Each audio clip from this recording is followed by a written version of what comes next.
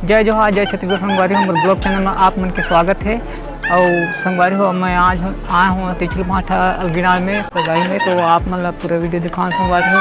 आप मन वीडियो में बने रहो संगवारी हो।